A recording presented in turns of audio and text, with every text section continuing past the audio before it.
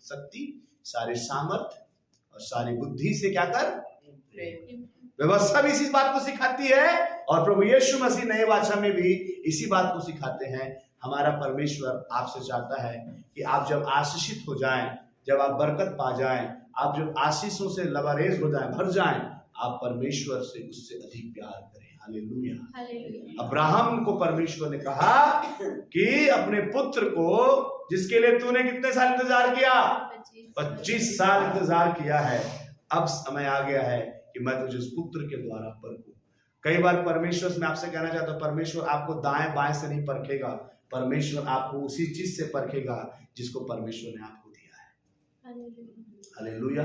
जो भी चीज आपको खुदा ने दिया है, आपको उसी चीज से परमेश्वर परखेगा। इसलिए बी केयरफुल, बहुत सावधान रहिए। उस वस्तु से, उस चीज से, उस व्यक्ति से आप अधिक प्रेम परमेश्वर को कीजिए। हालेलुया। और मैं कहना चाहता हूं, ऐसा जब आप करेंगे आप विजय पाएंगे। यहां बस अब्राहम की मनोदशा को आप समझ सकते हैं कि जब परमेश्वर ने उससे कहा होगा कि अपने पुत्र को क्या कर दे, बलिदान कर दे, तो उसने अपने जीवन में इस बात को जानता था कि जब परमेश्वर ने मुझको प्रतिज्ञा जिस समय दिया था, उस समय भी मरा हुआ स्थिति था, बूढ़ा था, और आज भी मैं बूढ़ा, जिस दिन उनको संतान की आशीष प्रभु ने दिया उस दिन ही मैं बूढ़ा था, तो मैं तो इसको पाने के योग्य नहीं था। पहली बात आप याद रखिए, एक व्यक्ति परीक्षा में कब जयवंत होता है, जब इस बात को समझता है कि जो आशीष मेरे जीवन में है उसको पाने के मैं योग्य नहीं था, मेरे परमेश्वर ने उस आशीष को मुझको दिया है। उसी स्थिति में आप परीक्षा से पास हो सकते।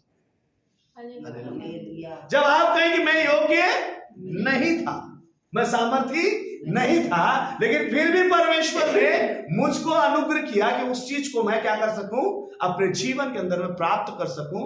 आपसे मैं कहना चाहता हूं, ऐसी मनोदशा में जब आप रहते हैं, आप विश्वास में आगे बढ़ जाते हैं। अब्राहम ने देखा अपने जीवन में कि मेरे पास तो कुछ भी नहीं, जो परमेश्वर जी, आज ये बच्चा जो है ये परमेश्वर ने दिया है, इसीलिए उसने कहा, अपने निकल गया उसको बलिदान। और उसके मन में एक बात आ गया था कि अगर मैं जिस परमेश्वर की आराधना करता हूं, विश्वास करता हूं, जिसने इस मरे हुए शरीर से संतान उत्पन्न कर सकता है, तो उस राख से भी मेरे बेटे को फिर से जिंदा कर सकता है। हालेलुया। वो परमेश्वर पर पूरा भरोसा करता था। उस आशीष से जिसको परमेश्वर ने उसे दिया था, उसको समझता था कि आशीष अपने आप मेरे जीवन पर नहीं आई है, इस आशीष के पीछे कोई है तो मेरा परमेश्वर है। हालेलुया। इसलिए सब बात में वो परमेश्वर का, बाइबल कहती है, अगर आप इसके 22वें अध्याय का हम लोग पढ़ेंगे,